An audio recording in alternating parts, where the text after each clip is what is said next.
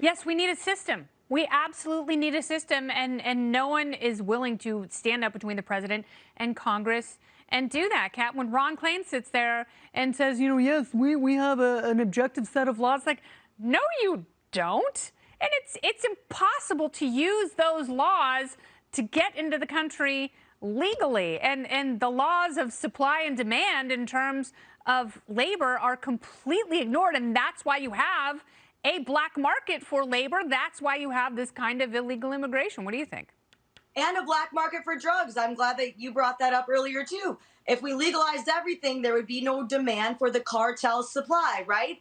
I also want to apologize for my background. I wanted to open the blinds. I did that one. Good job. This one I broke, so it just no longer opens.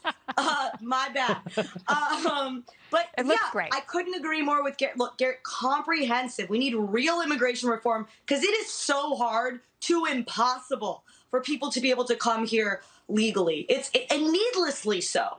There are many people who are, very deserving, want to come here, want to work hard. And there's so many things they have to do that are either impossible or the system is almost set up so that they can't do that. Yes. But Congress needs to just stop, tweeting about how, well, this person and this person and that person and do something. They're the people that have to do something. I know it's hard for Congress to actually solve real problems in a meaningful way rather than just argue and try to score political points over the other and take political points away from the other side. But it might be worth a shot. Yes, they should sit down. I mean, I've always said this because I don't think, Kevin, Republicans and Democrats, at least the moderates, not the crazies, are that far apart in terms of immigration. My problem is, as a mom, I look at this stuff and, we see kids in this country hurting because they can't go to school. We see kids who are being sexually and physically abused on the journey into this country because they're showing up alone because somehow that seems to be the best idea. That is a crisis. That's a horrible thing. And, to label it a challenge does a disservice to those kids. And it sounds like anyone in the Biden administration who's labeling it that way hates children.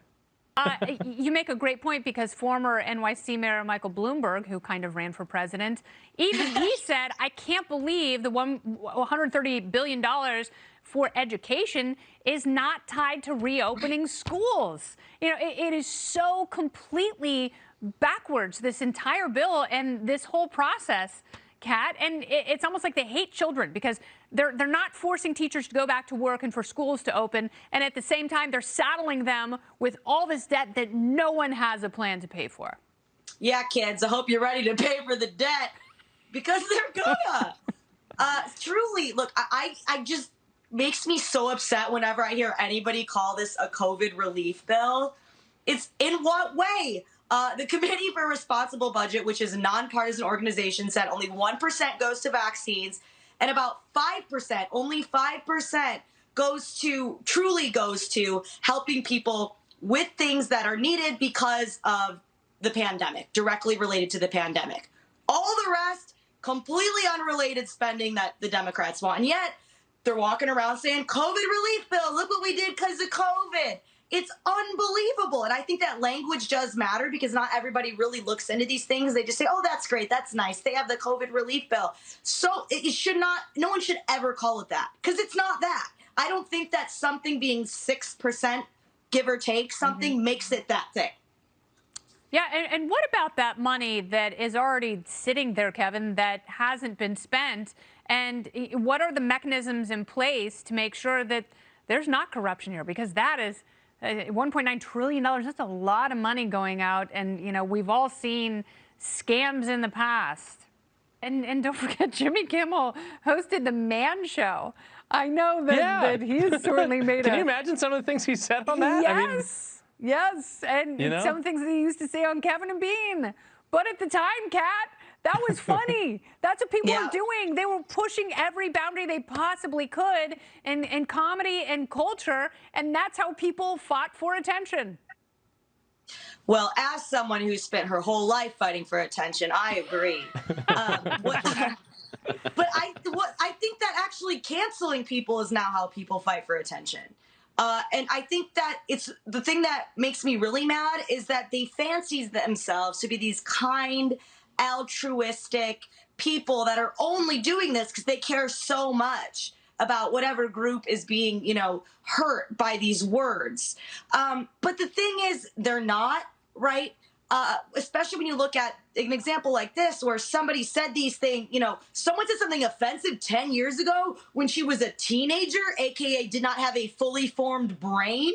And so, like, now she can't have a career when she grows up. That's not being nice or sensitive or altruistic. That's being a jerk. I don't know what is the issue that creates that. Maybe it's because you're worried that, you could never do as good of a job as her, or you want that. But being able to cancel other people for their jobs doesn't mean you get the job. I don't know. Why don't you work on your own thing rather than trying to take other people down? And Gary, you came up with a really great term for this: outrage archaeology. Yeah, I can't take credit for it. I can't take credit for it. Megan Daum, the author, was the one that introduced it to me. But it's a perfect term. It's a perfect description of what it is that we're doing. Is we're digging through dirt and silt of decades-old texts or books or films and using that to be outraged rather than allowing those things to exist, but using them as tools to then learn from. I mean, if my kids came home with a Dr. Seuss book that I found offensive, there was artwork in it that I didn't like or I thought was stereotypical. You wouldn't read it. You'd throw it away or you'd donate it.